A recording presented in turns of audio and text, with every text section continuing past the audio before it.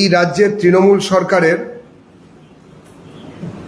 যিনি প্রধান, তিনি একটি ঘোষণা করেছেন। তিনি বলেছেন যে পরিযায়ী শ্রমিকরা ফিরে এলে তাদের এককালীন ৫,০০০ টাকা আর প্রত্যেক মাসে ৫,০০০ টাকা করে নাকি তাদের ভাতা দেওয়া হবে।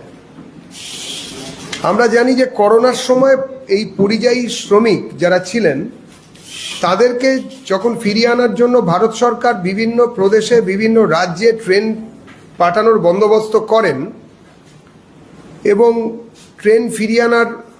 ট্রেনে করে শ্রমিকদের ফিরিয়ে আনার কথা বলা হয়েছিল, তখন সেটাকে খুব ন্যাক্কারজনকভাবে আমাদের মুখ্যমন্ত্রী মমতা বন্দ্যোপাধ্যায় বলেছিলেন যে ওটা আসলে করোনা এক্সপ্রেস, ওই এক্সপ্রেস ট্রেনগুলোর কোনো দাম নেই। যিনি এরকমভাবে কটাক্ষ করেছিলেন তিনি আজকে এই ভোটের মুখে তাঁর হিসেব অনুযায়ী 22,40,000 শ্রমিককে, পরিযায়ী শ্রমিককে ৫,০০০ টাকা করে এককালীন ভাতা দেওয়ার কথা ঘোষণা করেছেন।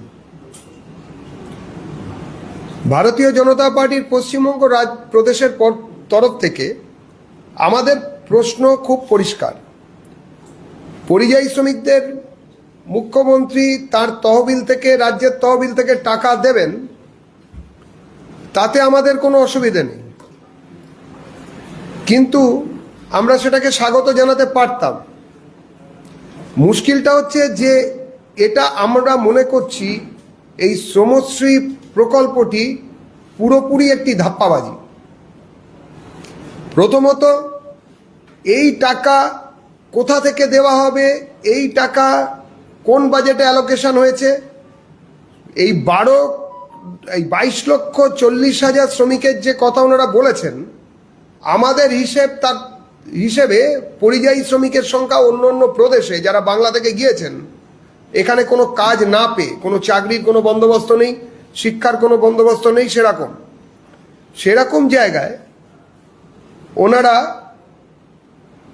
যে সংখ্যা দিচ্ছেন, যে স্ট্যাটিস্টিক্স ওনারা দিচ্ছেন, আমরা বলছি এটা প্রায় 40 লক্ষের কাছাকাছি। এই 40 লক্ষ মানুষ যারা বাইরে আছেন, এখানে কোনো চাকরি না পেয়ে বাইরে গিয়েছেন, 30-40 হাজার টাকা মাইনের চাকরি করছেন অন্য অন্য প্রদেশে, তারা হঠাৎ 5,০০০ টাকার জন্য কেন যে ছুটে আসবেন এই রাজ্যে 40,000, 50,000, 30,000-এর চাকরি ছেড়ে, সেটাও আমাদের ভাবতে হবে।